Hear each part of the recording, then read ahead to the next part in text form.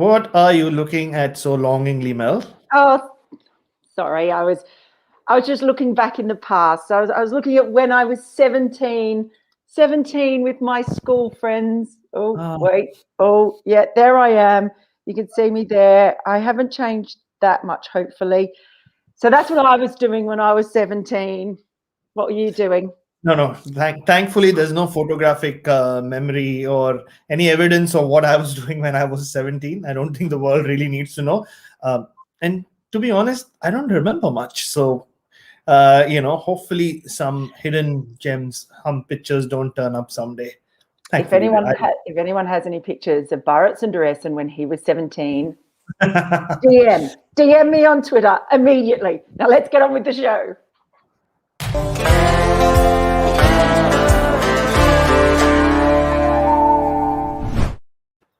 Hello and welcome to the good, the bad, and the ridiculous, if I can say it properly. After another fascinating day of Test cricket at Bristol, I can see people starting to come online now. Hey, Trion, hope you're well. Yeah, did you enjoy watching the second day, Bharat? Much more than I did the first day. And I thought the first day was a cracker of a day. So much happened yesterday. There's so much to talk about. For the longest time, I put my, like we do, right? When you cover as much cricket as we do, we put ourselves there and start imagining what would be my piece for the day. And to an extent, I was happy I wasn't there because I wouldn't know what to write. Because for the longest time, it looked like you were going to write about the partnership. And I mean, the Shefali Verma Smriti Mandana partnership, not the Anya Shrup Sophia Dunkley, which was as good as, if not even more entertaining. But then, then comes the last 45 minutes of play. Everything changes. That's the beauty of Test cricket, and that's why we've had two outstanding days of Test cricket. Yeah, there's a bit of a sense of deja vu about the second day. It's sort of another day where it looks like it's sort of heading one way, and then the last sort of half hour to an hour, it sort of all goes to to hell, and you're like, oh, where is this going? So for me there was a little bit of a sense of deja vu. Gosh, look at all these guys coming in now. Hello, Hemant. Hello, Vishnu. Good to see you too. Brilliant to see all of you. So we've got an early nomination there from Hemant Jamani. Good, the opening stand. We've got a couple more along the way. There you are, Hemant. But we are going to start off with our first nomination from the Twitter pile. Morning, Uphan. From the Raj N8. Good. This test match is way more entertaining than England v New Zealand was. Bad weather might be spoil sport in coming days. I really, really hope not. I mean, you could see what England were trying to do when they were in their batting. They were trying to just get, particularly when Anya Shrubsole togged off, the message was there, go out there, score big. They wanted to bat once, basically, didn't they? They wanted to set it up. Is there going to be time enough to take 10 wickets, let alone, for each side again? And not just because of the rain, but the pitch is flattening out, even though we saw that flurry in the last sort of half an hour. It's probably a harder task for England because they've only got one frontline spinner.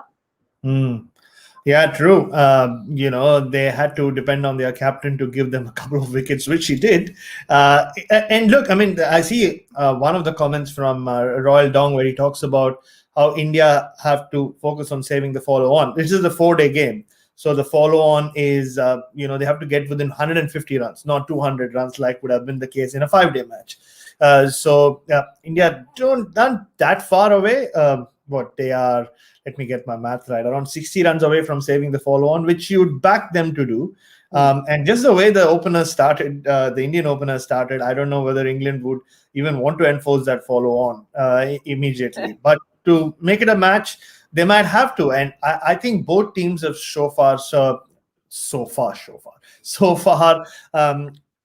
the right intent. Yes, I know there was a collapse in the end yesterday with India, which happens with most away teams, right, in men's cricket and women's cricket. And again, I know this is not an excuse, but these women are playing Test cricket after a long time. I mean, even the likes of Mithali Raj have not been playing consistently in the longer format. So they're all getting used to it. I thought England fought back really, really well, which you expect them to do, not just because they're playing in home conditions. But you're right, to force a win, force a victory out of here, or force a result. I mean, a draw is a result as well, like I love to say, but they might need one more spinner, because you could see the seamers were not creating that much of a dent from both teams. Like they could keep the run scoring tight to an extent when Shefali Verma wasn't on strike, I guess. But otherwise, it really has come down to the spinners getting wickets. Yeah, it has. So it is set up. I can see Royal Dong also saying this could be a fascinating test match if it was a 5-day test. And we do see that a lot. Like, so the thought that maybe they should play 5 days. Maybe they should have a reserve day like they do for that other match that's happening, just because they're so rare and everything else. Look, the good thing is, if it's a draw is still really important, and that's where it all becomes kind of interesting. Oh, see you, Bharat. Come back whenever you like. A draw becomes interesting because they still get 2 points apiece. So no one wants to go four points down at the start of a series. Sometimes that can be a bad thing, because it can mean that teams will go, hang on a sec, don't think we have a chance, and this is really important for us to go. But hey, you know what? That happens all the time. You test cricket anyway. It's all part of the experience. But look, it is now time for us to get on to the one topic that we got the most nominations for. It went nuts, as it well should, for the dynamic teenager Shafali Verma.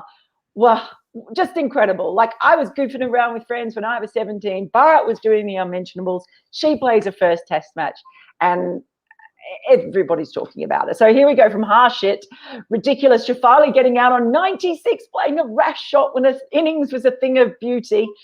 We've also got another one from Michael Reddy. Good, India's opening stand. Bad, Shefali Verma missed the well-deserved century, just like Dravid Sir's 96 on his debut.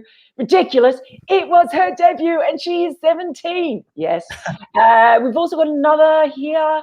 Shekhar Sidesh, ridiculously good. The Shefali Verma is to the women's team what Rishabh Pant is to the men's team, grabbing the eyeballs towards Test cricket way forward. Now, I'm not sure if we've got one more before I have something very special to share. Is there one more on Shefali before I bring up something? I think that might be it. But we have had something new for the show today. Someone actually wrote a poem and sent it with the good, bad, ridiculous tag. Here we are. We might have to get rid of the graphic at the bottom. Here it is, from Jimit Raja. Good for you, Jimit. An ode to Shefali, the chef Verma. She cuts like a dream, splits a gap like a boss. If you pitch the ball up, hits it up a la pizza dough toss. Me inches off good length and you are toast. You'll get peppered with drives, not an empty boast. I applaud you, Jimit Raja. That was outstanding effort. She inspires such creativity from everyone. I mean, for a 17-year-old, what did you make of her debut in Test cricket? I mean, firstly, I have to say, Jimit Raja's poem is almost as good as watching Shefali or Shefali Verma bat. It's outstanding. Yeah, I mean, it had me kind of grooving. That was probably also my awesome delivery. Yes, of course, Mel. Yeah, it was. You contributed to it, maybe a 1% there, but like, yeah, it was. It's beautiful, and you're right. She's just so creative at the crease. And one thing that really stands out for me from just watching her bat or just watching her in the middle is, she's playing her first test match. How much did we rave about Devon Conway at 29, looking like he's done this all his life and he looks so comfortable? But in between balls, just the way she stands with her, like, a hand on her hip, almost like she's having she's playing in her backyard. And this is far away from home. Yes, she has played international cricket. She has played in England. But, little things like that in between balls, when you're facing Catherine Brunt, who someone on Twitter said, who had made her debut before Shefali Verma was born, just the way in between, after she's hit Catherine Brunt over her head, and you can see Catherine Brunt is not very happy about it. She's kind of beginning to lose her cool, but all Shefali Verma stood there giggling away with Smriti Mandhana, clearly cracking jokes, and she was just so relaxed. And It was just an extraordinary innings. There's so much to talk about that innings, right? Some of the shots she played. Yes, there were some cross-batted swipes, which you kind of have come to expect from her, watching her in T20 cricket. But again, they were calculated risks. Rarely, I mean, yes, she eventually got out to an aggressive shot, but every time she tried to clear the infield, she was picking the gaps, and she was picking the right length as well. The execution at times might not have been the best, but this just shows you so much maturity with her batting. I mean, she's not just someone compared her to Rishabh Pant. It's a fair comparison purely because Rishabh Pant also does that, right? He picks the bowler, he picks the moment, he picks the field before he launches himself, like he did against Nathan Lyon in Australia. And similarly, Shafali Verma seems to know exactly when to put the pressure back on, which is a sign of a great batter. But the shots that really stood out for me, Mel, were when she would just wait and just glide the ball away. And if you just froze the frame at that point, I don't know how many people would have thought that was actually a boundary shot. Just the time she has on the ball, and the hands, the way she could just maneuver the ball and create decent speed, the ball would speed away. And these are not like deliveries bowled at 85 miles an hour. You're talking around 68, 69 miles an hour to generate that kind of bat speed. Just a very special talent. And yeah, look, she's got the whole of India and the whole of the cricket world talking about her on a day when, you would have thought it'd be all about World Test Championship, Kohli, Williamson, Bumrah, Bolt. Shefali Verma is that one name on everyone's lips, and people are even writing poems after her. I know. I think it's great. I see what a great comment from Arpan. Ridiculously good. Shefali's body language. Damn, the bat on her shoulders. Oof. She does it all the time. Yes. I first saw her doing that in during the T20 World Cup last year, and I loved that as well. That sums her up. Just as well, people saying how good that India's opening partnership was. You had her style. I thought her defense was really good too. That was the other thing about her innings that really stood out to me. Her defense was so solid. But yeah, you did have these occasional, sort of whippy swipes that she sort of took a chances with. The straight drive with lofted drive over Catherine Brunt's head was outstanding for me. But then on the other hand, then you have Smriti Mandana. And I first saw her live when India played in England in that test match back in 2014. And I remember at the time we were like, oh my gosh, it's like looking at, she sort of looks like Sangakkara playing, or there was something sort of like that. And it's just a lazy comparison in the left-handed opener, who looks really good. But now, I don't think that anymore. I just think she looks like her. There's a fluidity to her arms when she plays some of those drives. And that back foot punch is just a thing of absolute beauty. She just looks amazing. She makes it look so pretty. This is controversial, but she vies. I think she's sort of up there with Laura Woolvart as just the most attractive batter in so at least in the women's game, but a lot more attractive than a lot of the men you see as well. She's just pure style and class all the way, Smriti Mandana, and that was a great partnership for them. Oh, just like you see, speak of lazy elegance, and you generally talk about the whole cliche about how left-handers just look more graceful. Yeah. You don't have to look too further than Smriti Mandana. And again, it's about hands, right? You see, generally when you talk about grace with any kind of batter, whether it's in men's cricket or women's cricket, it's about the hands. And at times you can almost feel like her hands are separate from her body. They're speaking their own tongue, especially when she plays the square drives. Again, we're talking about bowlers who are bowling at around between 65 to 70 miles an hour, which is not a lot of pace. It's on you to generate a lot of that pace on the ball. But the way she does it is just so classy. And again, the ball just speeds away. It's just, and even the way she pulls the ball, she always seems to be on top of it. Rarely will you see her kind of play the hook or not look in control of the pull shot. And again, like with all great batters, she seems to have so much time on the ball, and I think the world has a lot of time to watch Smriti Mandhana. And you're right. Back in what was it, 2014? You heard Charlotte Edwards talk about it on commentary yesterday. I mean, she was the wonder kid back then. She was the Shafali Verma of that, a different kind of batter, but she's so young. She's so much more to give to just cricket internationally and domestically and there's so much more of Smriti Mandhana to come, but she's already a big superstar in her own right. And you just have to watch her bat for a couple of minutes and you'll know exactly why. I can see a comment there from Shubham Vashit saying, what's the good of this fluidity if they are going to bat so poorly from 169 for none to 180 for 5? Nothing going to change in this India women's cricket team.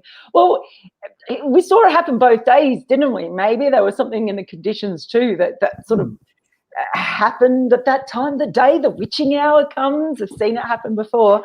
But yeah, there was that collapse there. And it's going to be really hard for them now too. It's been a thing in this game that one wicket has tended to bring on a little cluster, as you often see, and that is just what happened with India as well. I mean, we've seen that so many times in Test cricket in India. That third session is where all the wickets come, regardless of whether it's India batting or the opposition team batting. I mean, Harbhajan Singh, most of his wickets in India FC came in the third session. Maybe unfair, but a lot of wickets did. That's when he used to run through sides. So that's generally the moving part of the Test match. And it's nothing to do with India. It's to do with the pitch.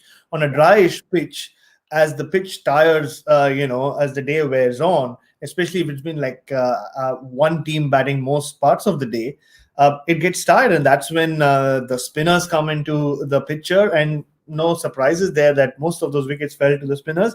And also, yes, I mean, Shefali Verma and Smriti Mandhana got out playing aggressive shots. But throughout their innings, they were timing those balls. And it also tells you that the pitch had slowed down. And both shots, right? It's just that they were too early with their shots. So, yeah, I mean, it happens. And it happened to England as well. So, I mean, you can't be too harsh on the Indian women's team right now for that. Yeah, no.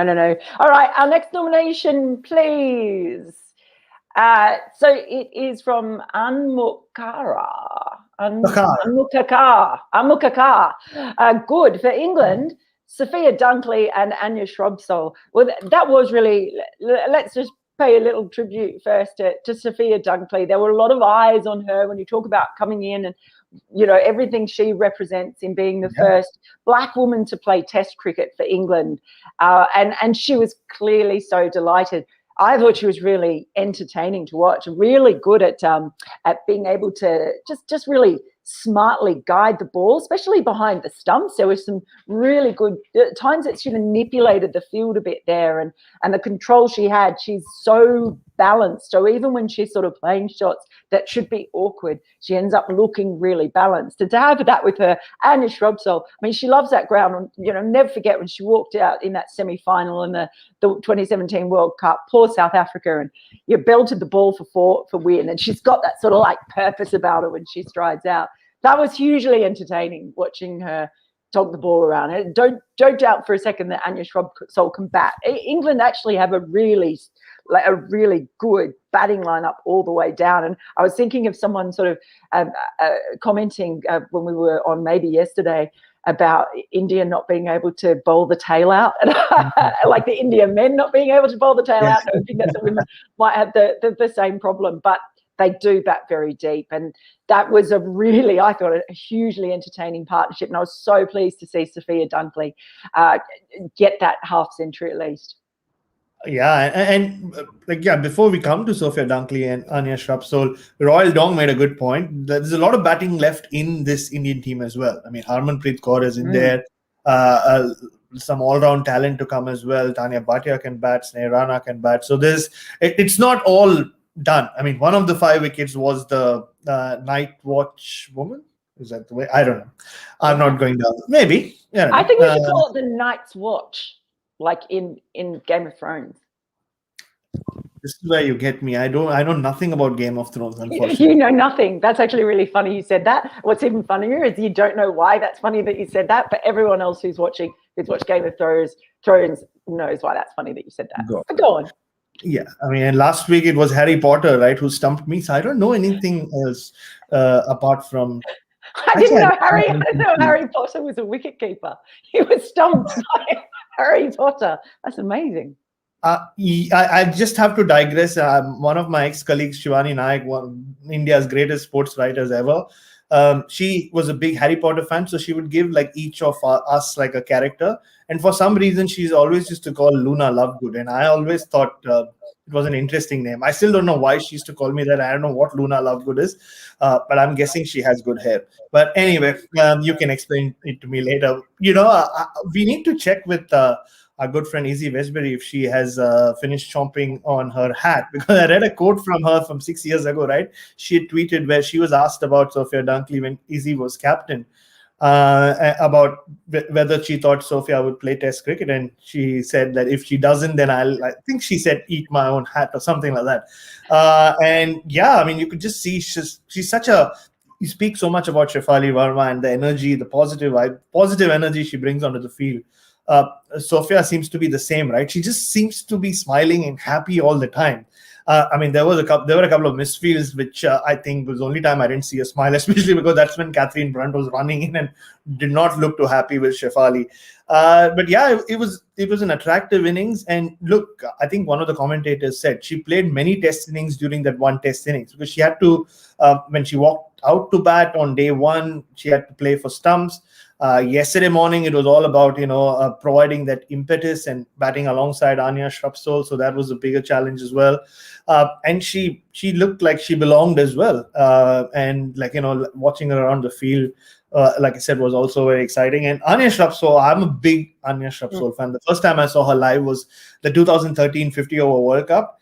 And I'd not seen her before that, and just her bowling, I just fell in love with it. I remember telling another one of our good friends, Abhishek Purohit, that I want to watch her bowl in Test cricket. She just has like such a great action and the things that she can do with the ball.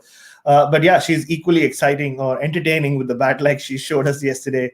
Yeah, I mean, it was a good partnership to watch, and at that point, you did get a feeling. I think I messaged you as well. It looked like England had just taken the game away from India, but then there was another partnership that made up for it. Yeah, it certainly will. I'm with you too. Anya Shrubsole's in swinging Yorker has been one of the most delightful balls to watch anyone bowling.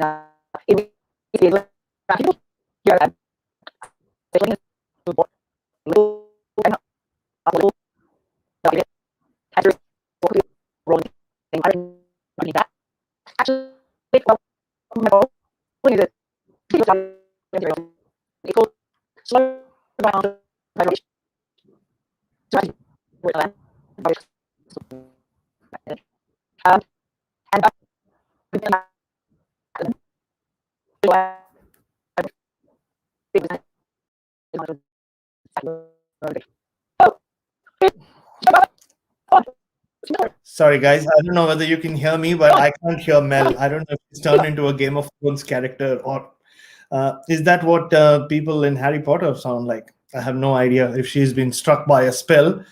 Well, yeah, while we wait for Mel to come back, can someone tell me if I'm audible, if I'm still. Okay, thank you, Jimish. So you can hear me. Um, okay, what do you guys want to talk about? We can talk about Mel if you want. You can ask me questions about her, which I can't answer when she's around.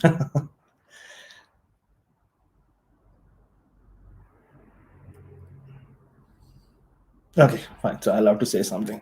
Well, yeah, we can talk about everything else we saw yesterday. Yes, the collapse. I I think it's always we've seen it happen so many times in cricket when there's been a long partnership and then wickets fall in a flurry.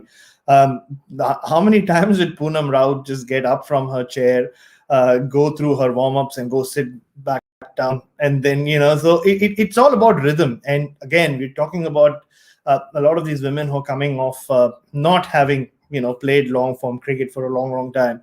So for them to be on the sidelines and just kind of get used to the rhythm of batting against the red ball in those conditions is a challenge. And and then she goes out and of course like one bat error error she makes of shouldering arms, and that's it for her. Mithali Raj, look, you have to also appreciate that Sophie Eccleston is a tremendous spin bowler. I think I love watching her bowl. The drift that she gets, it's just classic left arm spin bowling. And Mel's back. Mel, I've been holding court for the last few minutes. We spoke a lot about you. I asked for questions that people had about you. Nobody had any. I'm sorry. I don't know what happened. Oh, I got a phone call. This was quite scary. I was like, "Whoa, no! What's happened? Where is everyone?" I'm sure you kept everyone entertained. Of course, I spoke about that time when you were 17. No. Well, the funny thing is, I'm wearing a maroon hat, and it's the first item of maroon clothing because we used to wear maroon tunics, and so I've had a bad thing about that. Anyway, where were we? Where were we up to on nominations? Do we have any more? Yes, good. The umpires. Oh, this is also Dunkley paying very maturely. The umpires and having DRS. I think the umpires have generally had a pretty good game. We've seen a lot of close calls where they've thought about going to DRS and they haven't in the end. It's been a good thing because they've been pretty spot on, but it has been great to have it as well. Can I just say, I think I might have tweeted this, Sue Redfern, she has the best like steely gaze, I think, of any umpire I have ever seen. It's like, man, it's sort of scary and yet kind of reassuring. But like when she does that, man, if I ever have to raise an army, I'm making her a general because she would stare down the enemy and she would take nothing from them. And I love how she gives her countdowns as well. You know, every time the captain's thinking about going for DRS, you'll just hear in the background go 3, 2, 1. Over.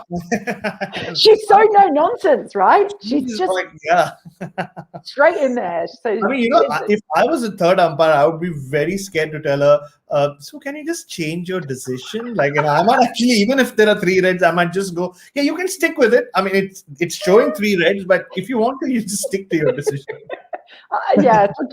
She is incredibly entertaining.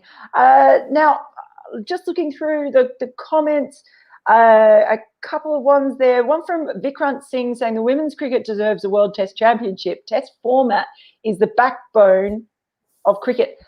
It's a good point, Vikrant. I'm not going to say it's never going to happen. I think it's a lot of years off because to have a Test Championship, you need to have a lot more countries playing Test cricket, and they need to play a lot more of it. They need to play it regularly, and domestically, they need to be playing. You know, they need to be playing multi-day cricket, and that's the next step. And look, a lot of people probably think that ain't ever going to happen. But, you know, a lot of people would never have thought you'd have a sold-out MCG for a T20 Women's World Cup final either. So certainly not in the time we've had it. So I think it's really good to actually set the bar up really high and aim for it. And why not? I hope that I mean, this test has been an entertaining test. There's been a lot of entertainment within it. Already, and it's certainly more entertaining, I think, than it was at Taunton a couple of years ago. We've seen a lot of really good stuff from both sides, so I'd love to see more. We've got one more this year, don't forget. Exactly. I have to we have to bring up our good friend Royal Dong's nomination for bad about how Shrup Soul single-handedly stopped the growth of women's cricket by stopping India winning the 2017 World Cup. Well, you know what? It is a ridiculous nomination, but, well, it's very difficult to disagree with you, Royal Dong. Yeah, fair enough. So she did have an amazing one. She has an ability to just bring out those big performances when she needs to on the big stage. She's done it plenty of times before. I think, was it the T20 World Cup in Bangladesh where she averaged 13 or something ridiculous? It might have even been less than 13. Well, there we go. I think we've covered all of our nominations for the day. No, we don't. Oh, we need this one. Sorry. Thanks, guys. Good. Tammy's. I've been thrown by being thrown off the show. Good. Tammy's mum knitting. What a sight. Bad bowling rotations for India. That did come up quite a bit, those bowling rotations. You know, there were too many. They were coming at the wrong time in May, bringing Deepti Sharma in, you know, as a just before the break specialist. How did you see their changes? Yeah, I mean, I guess it's also, I mean, we've spoken about it before. It comes down to just getting into that rhythm of playing Test cricket. And that's what I was speaking about earlier about that Indian collapse. You had Poonam Raut, like, getting up, sitting down, getting up, sitting down while waiting to come out to bat. It's all about getting used to that format. And, when you're captain for a long time in the shorter formats, your mind is tuned to kind of getting results quickly, or like, going to your go-to bowler, or just or reacting, being too reactive, right? And the whole secret of Test cricket and captaining in Test cricket is patience, right? It's all about patience, and it comes with time. Mithali Raj is a veteran of the game. She's played this game for what, nearly 2 decades, as we said. She started in the 90s, didn't she? It's amazing to think that she started in the last century. And it'll improve, I'm sure. Like, we'll see her doing much better with her bowling changes, maybe at the Waka, or maybe in the second innings itself. And it's not easy when you have a lower order batter come and start swinging her bat around like Anya Shrapsol was doing. Or even before that. Look, I mean, I thought her bowling changes were pretty decent towards the end of day one, and it resulted in India clawing their way back into the game. So I think with everything, with the batting, the bowling, the captaincy, even the catching, like we said yesterday, it takes time. And I'm sure not just in the next test match, but in the second innings, whether it's batting or bowling, you'll see the Indian women just get more comfortable doing this.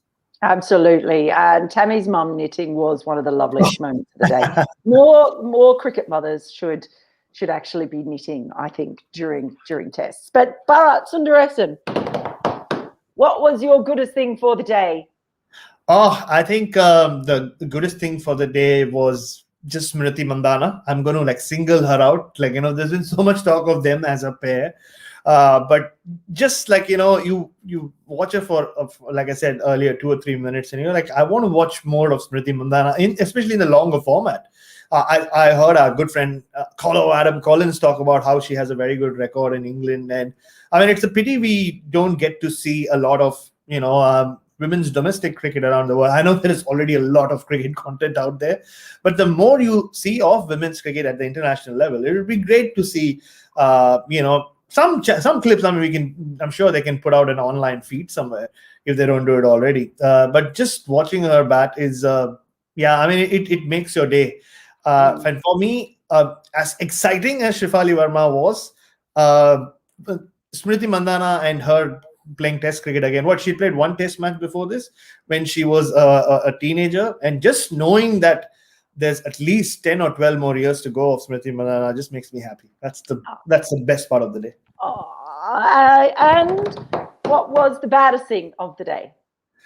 I guess it was the collapse. I mean, look, I always say the cliche is you live by the sword, you die by the sword. I know, but when you have players like Shefali Verma, it's almost like a marriage of sorts, right? You have to love them both in the good times and the bad times. So if you enjoy, if you're entertained, if you are on the edge of your seat and you're jumping up in joy every time Shefali Verma bullies the bowlers around, you also need to be prepared to accept that she will get out at some point playing those shots. So it was, the baddest thing was her missing out on a debut century, and as we heard on the commentary, it hasn't happened many times in women's Test cricket, not just for India. So it would have been such a significant moment.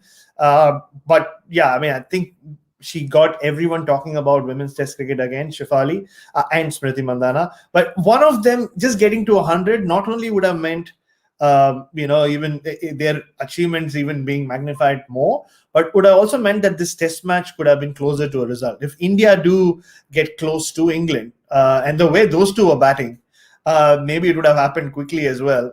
It could well be an exciting finish. We don't know what the weather's like. We're hearing Bristol's better than Southampton, but hopefully it is. And Southampton at least has that one extra day.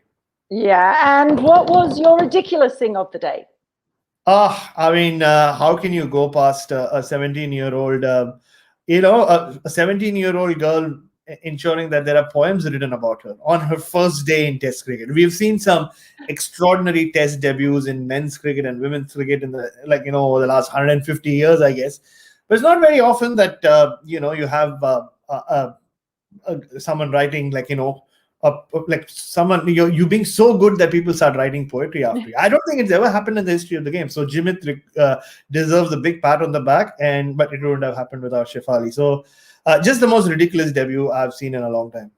Yeah, absolutely. It was something to watch, and hopefully the rain stays off and we can have some more of this again. It's going to be a busy night. Going to have 2 screens going at once. So, well, 2 screens, hopefully both of them with cricket action and not just with rain, because that would really suck. Apologies. Oh, yes? Yeah, I had a question for you. I was just thinking about it. What would you think the last time so many people around the world were interested in the weather in Southampton was when the Titanic left the shows in 1912? I can't think of.